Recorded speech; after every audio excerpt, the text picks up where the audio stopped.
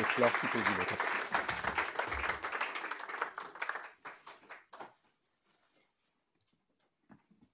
Bonjour à toutes et tous. Alors j'ai l'honneur d'intervenir devant vous en ouverture donc, de ces 2 jours intenses de travaux, avec un week-end de réflexion qui a vocation à être extrêmement utile et important pour nous toutes et tous.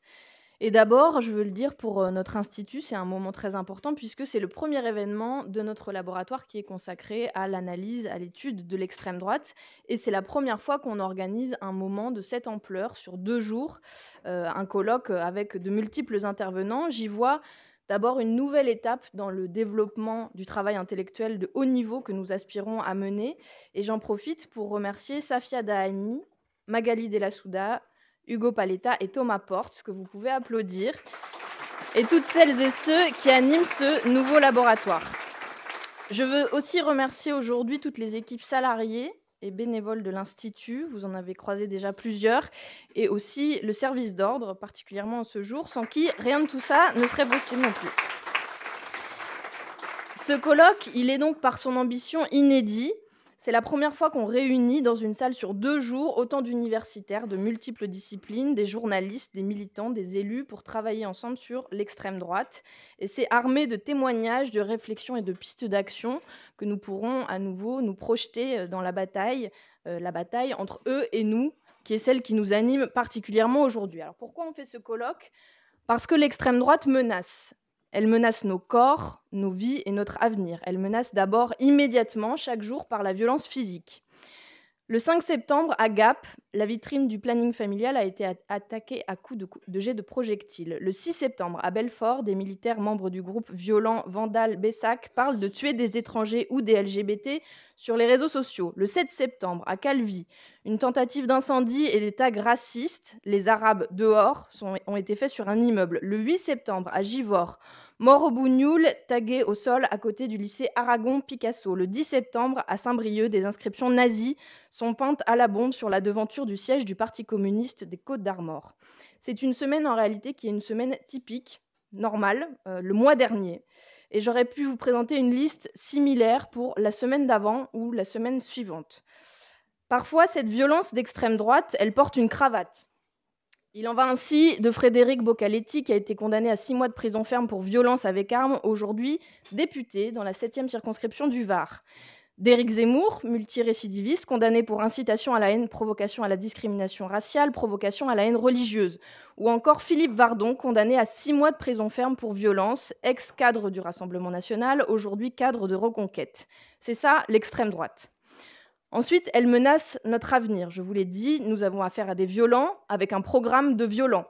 Le programme de Marine Le Pen, c'est la violence sociale, évidemment. Par exemple, pas 1 euro de plus pour le SMIC, pas d'indexation des salaires sur les prix, mais aussi la violence écocidaire, démonter les éoliennes, couper les fonds aux associations écolos, relativiser le changement climatique. La violence raciste, essentiellement, bien sûr. L'ennemi, qui serait le migrant, la personne racisée, partout, tout le temps, en toutes circonstances. Et puis la violence institutionnelle, le soutien à la Ve République et à tous ses mécanismes autoritaires, et même la volonté de réduire encore les protections individuelles et collectives. Ce sont des visions de société. Nous portons le projet d'une société de l'harmonie, ils sont du côté du tous contre tous, du chacun pour soi. D'ailleurs, on le voit, nous, en tant que députés, tous les jours à l'Assemblée nationale, ils ont voté contre le gel des loyers, le blocage des prix, le milliard pour les associations qui luttent contre les violences faites aux femmes. L'extrême droite ne propose rien non plus pour reprendre ou partager avec les milliardaires qui aujourd'hui accumulent. Ils ne proposent rien pour partager les richesses de manière générale. Donc avec elles, les puissants de ce monde peuvent dormir sur leurs 2 oreilles. Et puis, le RN a déjà un bilan, lui aussi, d'une violence extrême. Je viens de vous évoquer ce que donne le Rassemblement national dans les mots, dans le programme, le Rassemblement national quand il est dans l'opposition, mais le Rassemblement national au pouvoir en France, on le connaît. Il y a notamment au niveau municipal des gens qui sont en responsabilité. Plusieurs exemples. À Fréjus, un maire RN avec un bilan qui est la division par 5 des subventions aux associations. La fermeture du centre social du quartier La Villeneuve, la fin de toute aide au quartier populaire, qui est, selon le maire, une punition éducative. À Hayange, où il y a un maire RN également, le bilan, c'est la suppression des subventions pour le secours populaire et un avis d'expulsion pour cette association. À Villers-Cotterêts, où il y a un maire RN, le bilan, c'est 80% d'augmentation des tarifs de la cantine, la suppression de bus de ramassage scolaire dans certains quartiers populaires. Au Pontet, où il y a un maire RN, le bilan, c'est la fin de la gratuité de la cantine, la fin de la prime de fin d'année des employés municipaux. Ce ne sont que quelques exemples, mais c'est pour vous dire qu'on connaît, on a déjà expérimenté ce programme en matière sociale au niveau municipal. L'extrême droite menace donc, et on nous dit, il y a une petite musique qui monte depuis des années, que la montée de l'extrême droite serait continue et irrémédiable. C'est faux. C'est faux, ce n'est pas qu'une erreur de diagnostic, c'est une position politique de celles et ceux qui ne veulent pas réfléchir, pas comprendre, pas expliquer ou assumer leurs responsabilités aussi. L'extrême droite vient de quelque part et sa progression a des responsables. D'abord, si on se plonge dans l'histoire longue de notre pays et du monde, on constate, sans exagérer, une grande complicité entre les élites patronales, économiques et l'extrême droite. On peut remonter jusqu'à la Seconde Guerre mondiale, où nombre de patrons se sont accommodés du nazisme et de la collaboration. On peut aussi prendre l'histoire longue du Rassemblement national, avec plusieurs exemples, notamment le fait que Jean-Marie Le Pen était un très grand admirateur du modèle chilien de Pinochet, avec une répression sans limite au pouvoir et un soutien sans faille aux entreprises et aux marchés. Aujourd'hui, ils ont encore la complicité de certains mouvements patronaux. Je pense à l'association Éthique de Sophie de Menton, qui fédère des centaines d'entreprises et qui n'a pas hésité à dérouler le tapis rouge à Marine Le Pen pendant les élections présidentielles. Que dire par ailleurs de l'attitude de la Commission européenne, du FMI ou de la BCE quand des gouvernements d'extrême droite en Pologne, en Hongrie, en Italie n'ont aucun souci à se faire, s'accommodent très bien de ce type de fonctionnement. C'est un intense contraste avec l'attitude qui a été réservée à Allende en Amérique ou à Tsipras en Europe, par exemple. Ensuite, ces constats ne sont pas réservés qu'au passé ou à des pays lointains. En Macronie, aujourd'hui aussi, ils font la courte échelle à l'extrême droite, avec tous les votes odieux dont je vous ai parlé rapidement juste avant, contre le gel des loyers, contre le blocage des prix, contre l'augmentation du SMIC. Mais ce ne sont pas que des votes d'extrême droite, ce sont des votes pendant lesquels la Macronie et l'extrême droite ont voté contre, main dans la main. C'est aussi un récit. Je vous donne quelques citations à cet instant que peut-être vous connaissez déjà, mais Olivier Dussopt, février dernier, qui proclamait fièrement que Marine Le Pen a été bien plus républicaine que beaucoup d'autres.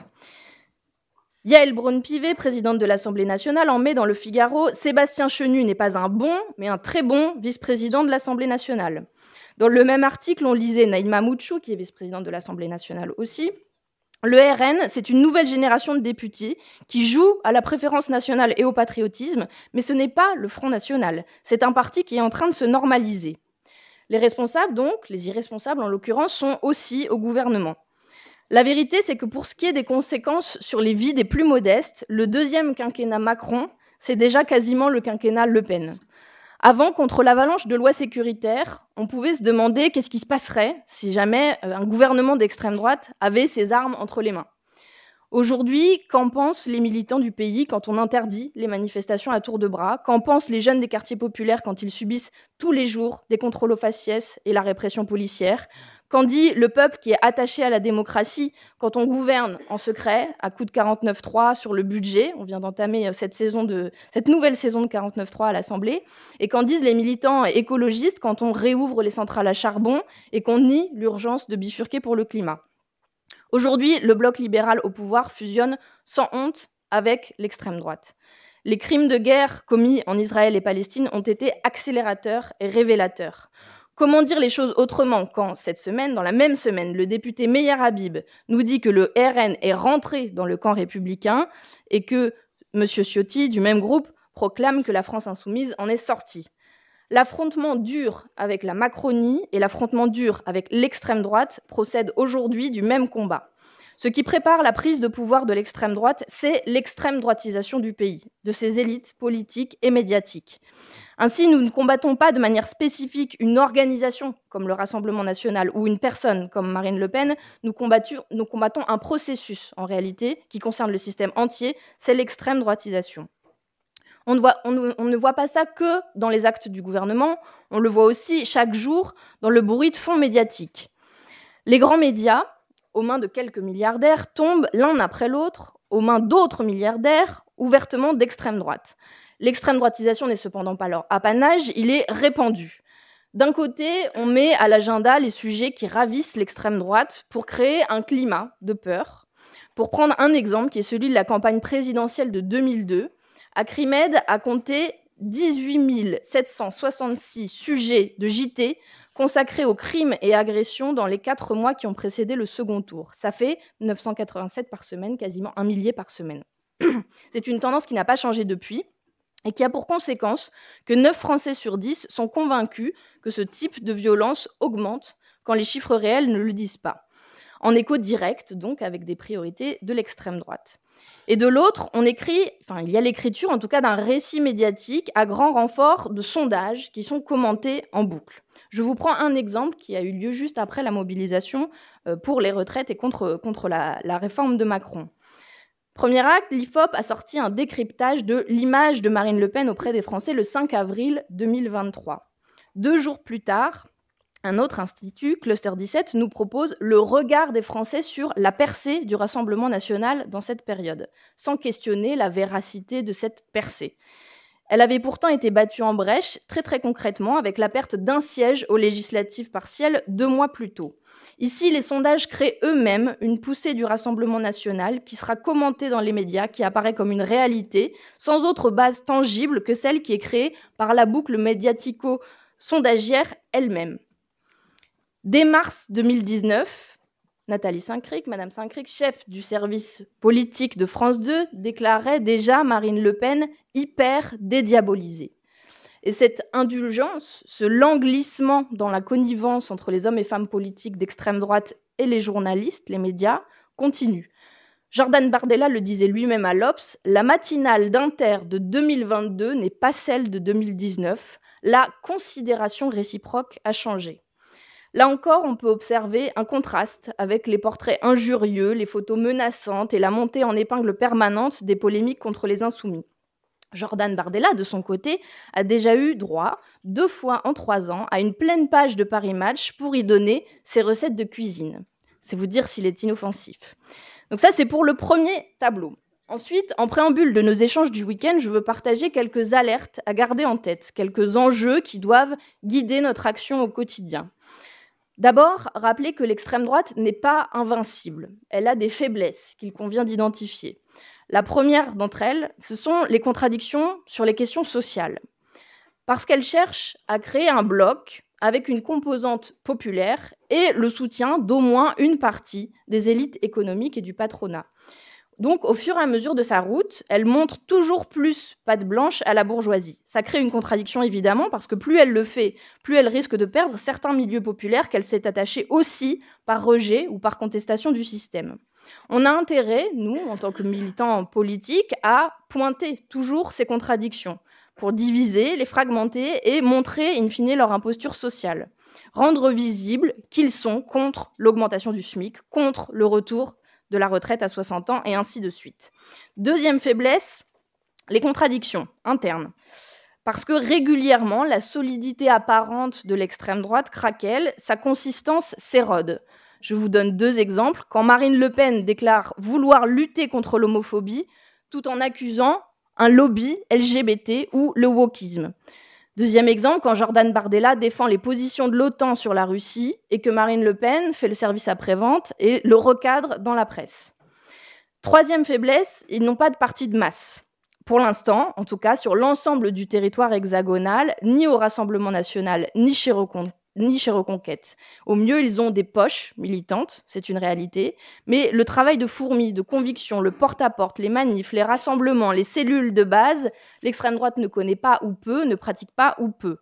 Elle profite essentiellement d'une ambiance médiatique en sa faveur, mais n'a pas la tradition historique du mouvement ouvrier pour construire son dispositif autonome de conviction. De notre côté, nous faisons l'inverse. Nous occupons le terrain, je crois que nous sommes meilleurs qu'eux sur ce plan, et à la France Insoumise, par exemple, on essaye de faire des caravanes populaires régulièrement ou d'acheter des locaux pour les groupes d'action prioritairement dans des lieux où l'extrême droite est forte, comme à Perpignan, où nous allons bientôt inaugurer le premier siège local de cette campagne d'achat. J'en profite pour remercier Antoine Léaumont qui est présent aujourd'hui et qui a mené cette campagne. Quatrième faiblesse, le manque de crédibilité dans la bataille idéologique. L'extrême droite n'arrive pas à construire de liens importants avec le monde intellectuel et universitaire. On a pourtant entendu parler en boucle de l'école de Marion Maréchal Le Pen, qui a été présentée en grande pompe, et qui, 5 ans après sa mise en place, n'a formé en réalité que quelques amis de la fondatrice, toujours recrutés chez des militants déjà d'extrême droite. Quant à l'école des cadres de Jordan Bardella, c'est en réalité un blog aujourd'hui pour des tribunes et des vidéos d'élus du parti. Rien de plus. Ce que nous faisons ici avec l'Institut La Boétie n'a pas d'équivalent à l'extrême droite. C'est pourquoi je crois extrêmement important, et c'est ce qu'on fait encore ce week-end, de continuer à fortifier des liens entre la gauche politique, militante, associative, syndicale et le monde intellectuel, universitaire et artistique. Et c'est capital dans cette bataille avec des méthodes, je pense évidemment aux formations, à l'éducation populaire, des outils dans cette lutte contre l'extrême droite.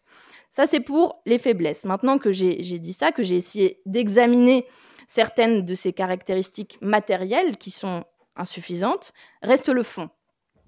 Une tentation est à combattre absolument. On ne gagnera pas en allant sur les positions de l'extrême droite.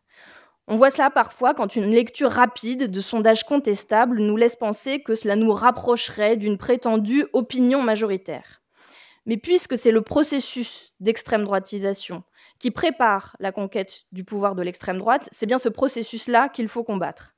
Adopter une partie des positions, concéder une victoire qu'on pense même partielle sur des thèmes, sur les questions posées dans le débat public, en pensant ainsi réduire l'espace de l'extrême droite, c'est participer en réalité à l'extrême droitisation, et donc c'est participer à l'ascension de l'extrême droite. Je veux vous donner rapidement quelques dynamiques que j'imagine vous avez en tête, mais les rappeler. Après 5 ans de présidence Sarkozy, un débat sur l'identité nationale, la création d'un ministère du même nom, une ligne bruyamment répressive sur l'immigration. En 2012, Marine Le Pen a dépassé le record électoral établi par Jean-Marie Le Pen en 2002. Après 5 ans de Hollande, où la ligne de Manuel Valls n'a pas cessé de gagner du terrain pour finir par proposer la déchéance de nationalité, Marine Le Pen a atteint le second tour.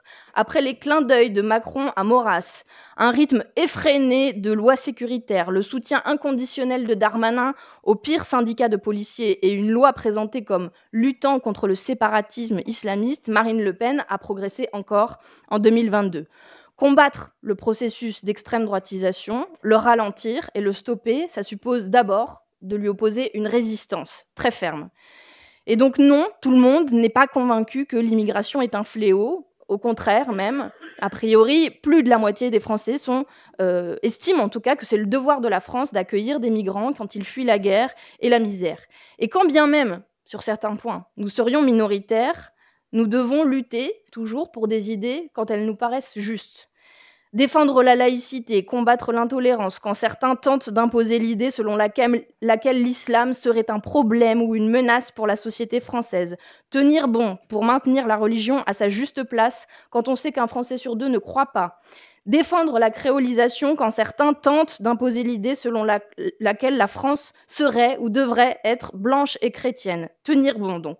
Quand un point de résistance apparaît contre les idées de l'extrême droite, il devient un point de ralliement pour beaucoup de monde. Et c'est par exemple, je pense, ce qu'a commencé à faire Jean-Luc Mélenchon quand il a décidé d'aller affronter Éric Zemmour sur le plateau de BFM pendant la campagne présidentielle. Aussi, notre tâche doit être, par cette méthode, en se faisant bien visible sur ces sujets de manière à rallier des partisans, de rétablir des murailles contre ces idées. Corollaire de ça, on ne gagnera pas en baissant la tête, en se cachant, en espérant ne pas être interrogé sur des enjeux clivants. Quand on voit des sondages qui disent que la France insoumise fait plus peur que le Rassemblement national, on doit évidemment en prendre acte. Mais pourquoi les traiter différemment de tous les autres sondages dont on critique les fondements? Pourquoi les analyser hors de ce processus d'extrême droitisation dont je viens de vous parler? Pourquoi en tirer la nécessité de concessions envers un système qui a fait de nous l'ennemi à exclure quoi qu'on dise, quel que soit le ton et le vocabulaire? La force de l'insoumission, c'est d'avoir su rassembler, au-delà des étiquettes initiales, des gens qui portent un programme radical, quelle que soit la façon dont chacun s'exprime. C'est une force. C'est évident que nous traversons des moments politiques qui sont contrastés, qui répondent à des cycles. Et il est de notre responsabilité d'être, à chaque fois, à la hauteur de la colère du peuple quand elle s'exprime par la révolte, la grève ou le blocage. C'est comme ça qu'on est parvenu à 22% à l'élection présidentielle et à plier le match face à des fétichistes du discours apaisé en toutes circonstances.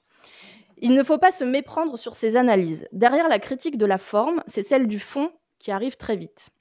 Derrière les appels à une parole apaisée, à plus de pragmatisme, de réalisme, en réalité arrivent très vite des reculs sur la retraite à 60 ans, sa faisabilité, le fait de redonner le pouvoir au peuple avec la 6ème République ou encore la condamnation des crimes de guerre la semaine passée. Donc jusqu'à où se taire ? Nous n'avons pas vocation à suivre la fabrique de l'opinion sondagière, sinon on se prépare à gouverner à la petite semaine. On veut gouverner par les besoins réels du peuple, pas d'après une opinion publique artificielle. Dans cette veine, un discours hors sol nous dit que le peuple veut l'apaisement. Comment croire qu'après des vagues de mobilisation sans victoire, des gilets jaunes à Naël, des marches pour le climat, aux retraites, la grande masse du peuple français serait apaisée ? Depuis 2005 et la trahison du vote populaire par des dirigeants qui étaient sûrs d'être dans le cercle de la raison, la colère n'a fait que croître. Je le rappelle aujourd'hui, 7 Français sur 10 considèrent que notre modèle économique est incompatible avec la lutte contre la crise climatique. 6 sur 10 soutenaient le blocage du pays face à la réforme des retraites l'an dernier. Ils ne veulent pas être mollement défendus avec un discours qui préparerait déjà des reniements à venir. Tant que les besoins vitaux du peuple n'auront pas été satisfaits, ne pas être à la hauteur de cette révolte est vain. On entend parfois, quand on distribue des tracts sur les marchés, on a tout essayé, maintenant on va essayer le Rassemblement national. Mais c'est bien justement des renoncements de la social-démocratie qu'est fait le carburant de l'extrême droite. En prenant radicalement la tête de la gauche depuis 2 élections présidentielles déjà, nous avons tourné cette page. Les trahisons, la mollesse, le pédalo, etc., c'est fini. C'est un point d'appui qui, je crois, fait accord entre nous, et qui a eu des conséquences, puisque l'union sous la forme NUPES n'a été possible que parce qu'elle a été scellée sur la base d'un programme radical. L'union sous la forme NUPES n'a généré de l'espoir que parce que cette radicalité aurait aiguillonné un gouvernement de la NUPES. J'ai fait le tour des alertes, des écueils possibles que nous devons garder en tête, et j'en viens à notre démarche. Pour vaincre l'extrême droite, il faut mobiliser le bloc populaire. Lors des récentes élections, il est apparu à égalité avec 3 autres blocs. Vous connaissez cette analyse, le bloc libéral, le bloc d'extrême droite et le bloc de l'abstention. C'est une arithmétique électorale assez simple, je ne vous fais pas la démonstration, et c'est dans ce schéma de pensée, qui a notamment été développé par plusieurs chercheurs qui participent régulièrement aux travaux de l'Institut La Boétie, que nous, Insoumis, plaçons notre action. C'est un schéma de pensée qui est opérant, et plus opérant que les discours qui confondent territoire et population, ou qui obèrent les dynamiques de transformation du pays en matière d'emploi, de travail, par exemple. Pour être clair, on entend sans cesse que les classes populaires sont passées à l'extrême droite ou que la ruralité est passée à l'extrême droite. C'est contestable, ça fera l'objet de plusieurs ateliers de ce colloque, parce que non, les classes populaires ne sont pas passées à l'extrême droite. C'est dans le vote Mélenchon en 2022 qu'on a trouvé la plus grande surreprésentation des 10% les plus pauvres du pays. C'est aussi chez ces populations que l'on trouve le plus grand nombre d'abstentionnistes à mobiliser. Ensuite, oui, les classes populaires urbaines et rurales partagent les aspirations à vivre mieux auxquelles nous essayons de répondre. Nous voulons répondre. L'accès à l'école, à la santé, au travail, et l'accès à tous ces services publics que dans notre programme, on garantissait par un accès entre 15 à 30 minutes où que vous habitiez dans le pays, qui était un principe central, qui est un principe central autour duquel s'articulent beaucoup de nos préoccupations et de nos propositions. Ensuite, oui, de la Creuse aux Alpes de Haute-Provence, on a réussi, on a su gagner hors des grandes agglomérations aux élections législatives, en étant présent, pied à pied, en participant au combat, ici pour la sauvegarde de la maternité, là pour le bureau de poste. Et donc cette lecture en termes de bloc est bien plus stimulante que des abstractions sondagières. On ne se bat pas ici pour des parts de marché électorales, on essaye de construire un peuple révolutionnaire. Et donc c'est dans ce cadre d'analyse qu'il faut réfléchir à comment élargir et approfondir le bloc populaire qu'on a constitué en 2022, qui est constitué sur des bases qui sont clairement antifascistes, antiracistes et égalitaires. C'est un bloc qu'il est impératif de faire grandir, notamment par la politisation, par l'entrée de gens qui sont aujourd'hui dans l'abstention, qui sont distants du combat politique. Et on sait que plusieurs groupes sociaux qui, lorsqu'ils se politisent, le font avec nous, sont parmi les plus abstentionnistes. C'est le cas de la jeunesse, c'est le cas aussi des quartiers populaires. Donc travailler ce que nous nommons ce 4e bloc pour les ramener dans la participation politique, c'est pour nous, c'est se donner les moyens de vaincre l'extrême droite. C'est pourquoi les combats antiracistes, les luttes contre les discriminations, pour la réforme de la police ou pour l'écologie radicale ne sont pas des repoussoirs. Ils sont des sujets concrets de politisation pour des millions de gens que nous avons besoin de voir entrer dans l'action. Ça doit passer ensuite par la méthode de l'Union populaire, qui se fera avec les syndicats, les associations, les habitants de tous les territoires. Et je veux saluer ici les organisations syndicales qui n'acceptent pas la présence de l'extrême droite dans leurs rangs, qui se mobilisent cette semaine encore en Île-de-France pour la régularisation des travailleurs sans papier, même contre le sens du vent. Saluer aussi les associations qui luttent contre l'extrême droite, qui sont en première ligne et qui luttent pied à pied pour la fermeture des locaux fascistes, mais aussi celles qui agissent pour l'aide alimentaire, contre les arrêtés indignes anti-distribution alimentaire à Stalingrad par exemple, celles qui agissent pour une politique écologique à la hauteur de l'urgence, qui savent où est l'adversaire. L'extrême droite prospère sur un clivage horizontal. En excluant d'un peuple légitime au sens ethnique du terme toute une partie des milieux populaires, chercher des responsables, ça n'est pas un comportement anormal. Les milieux populaires souffrent de pertes concrètes et réelles du fait du système néolibéral. Et donc chercher une lisibilité, une grille de lecture globale pour comprendre pourquoi ça arrive, ça n'est pas un comportement anormal. Mais unir le peuple, c'est aussi l'unir contre des adversaires communs. Il nous faut donc, et nous essayons de le faire, rétablir un clivage qui est lui vertical. Le peuple contre l'oligarchie, les travailleurs contre les patrons, les consommateurs contre les monopoles, etc. La stratégie de l'Union populaire ne refuse pas de pointer des responsables ou des adversaires, mais elle pointe vers le haut plutôt que vers nos voisins. Dans le combat contre l'oligarchie, ces clivages horizontaux que tente de faire apparaître l'extrême droite disparaissent. Je conclus.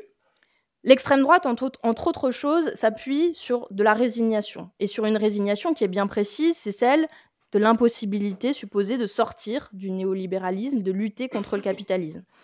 Ce n'est que dans ce cadre que l'identification et la construction de groupes boucs émissaires ont un sens. Dans un monde où l'horizon est bouché, où la bataille de ceux d'en bas contre ceux d'en haut paraît impossible à gagner, alors les mécanismes d'exclusion peuvent apparaître à certains comme des stratégies de protection. Pour en finir donc avec la gangrène de l'extrême droite, il faut dégager l'horizon, en construire un de masse crédible, un contre-récit hégémonique, et ça ne peut pas être de la gestion des petits accommodements, des petits pas, des ajustements. Ça n'est qu'en présentant un horizon global, ambitieux et émancipateur. Nous avons un projet d'ensemble pour la société, il faut l'assumer. Assumer l'alternative au capitalisme, la bifurcation écologique, l'abolition du patriarcat, le non-alignement et le dialogue avec le Sud global. Il s'agit, dans la période dure en tout point que nous traversons, de s'appuyer sur l'aspiration de chacune et chacun à vivre mieux. Cet horizon, pour le nommer, c'est le collectivisme écologique, qui articule les réponses à différentes urgences de la période. L'urgence sociale, en proposant le tous ensemble plutôt que le chacun pour soi. L'urgence écologique, en permettant la planification qui est la seule réponse possible au mur qui nous fait face. L'urgence démocratique, en donnant chacun et à chacune le pouvoir sur nos vies, sur notre avenir. Et enfin, l'urgence pour la paix, en rendant à chacun la possibilité de vivre dans l'harmonie avec son voisin. Je vous remercie et je vous souhaite de belles journées d'échange et de formation dans ce colloque.